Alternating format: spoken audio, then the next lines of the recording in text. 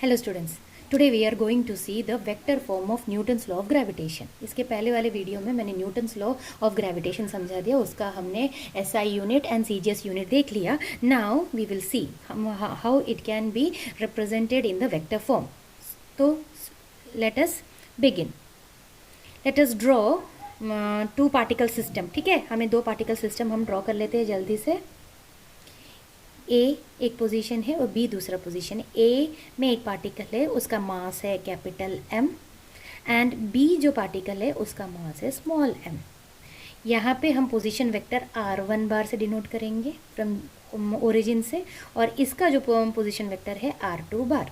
अभी हम यहाँ का अगर डिस्टेंस देखेंगे तो r, अभी इसको अगर मैं वन फर्स्ट पार्टिकल बोल रही हूँ और इसको यहाँ टू पार्टिकल बोल रही हूँ, r12 रहेगा यहाँ से। और अगर मैंने यहाँ का पोजीशन इस डायरेक्शन में देखेंगे तो यहाँ आ जाएगा r21 पोजीशन वेक्टर रहेगा। Okay, so let us write everything. Consider two particles of masses capital M and small m having position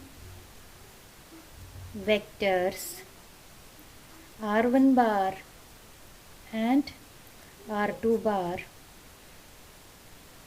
with respect to origin O। अब हम फोर्स देखेंगे। The force on small M, force किस पे है? Small M में। किसके कारण? Due to capital M is given by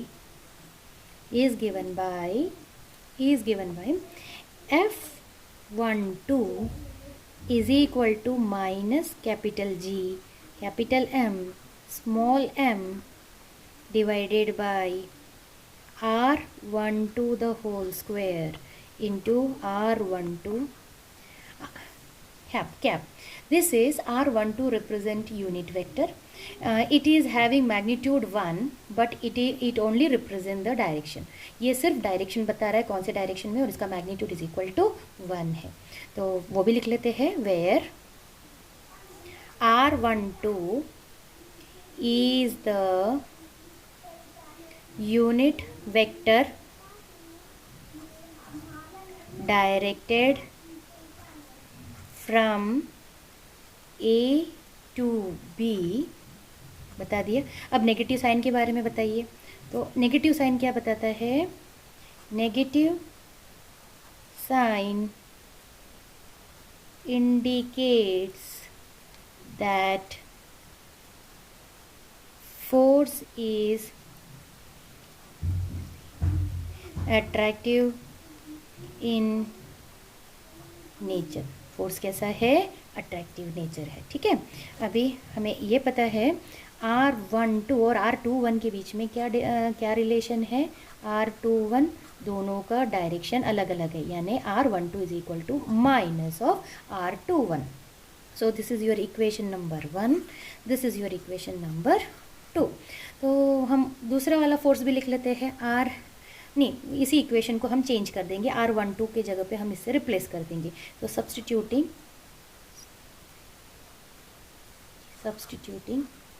2 in 1, 2 को 1 में सब्स्टिट्यूट करो तो F12 is equal to minus GMM upon R12 into minus R21।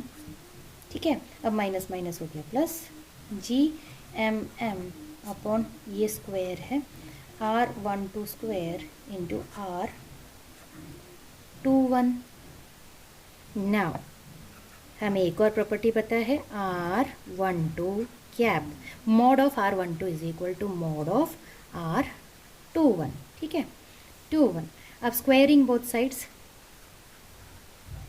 Squaring both sides तो R12 whole square is equal to R21 whole square, ये भी हमारा आ गया इक्वेशन नंबर 3।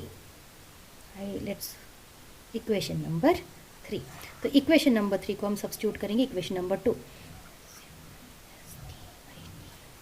सब्स्टिट्यूटिंग 3 इंटू, ये है हमारा इक्वेशन नंबर 2। तो अब इसमें हम सब्स्टिट्यूट करेंगे, इसको हटा देंगे, तो GMM upon R21 the whole square R21, ठीक है।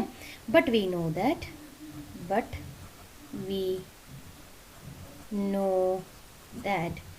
F21 के बारे में हम लिखेंगे तो क्या आएगा, minus GMM upon R21 the whole square into R21। ये हो गया इक्वेशन नंबर 4।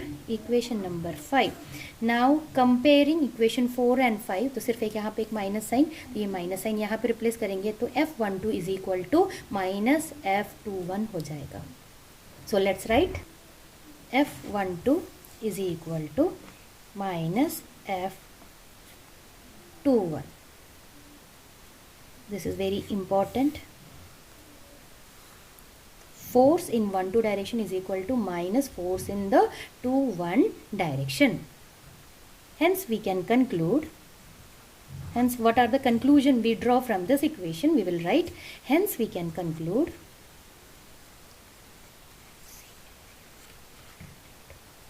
first F12 जो फोर्स है एंड F21 जो फोर्स है आर डायरेक्टेड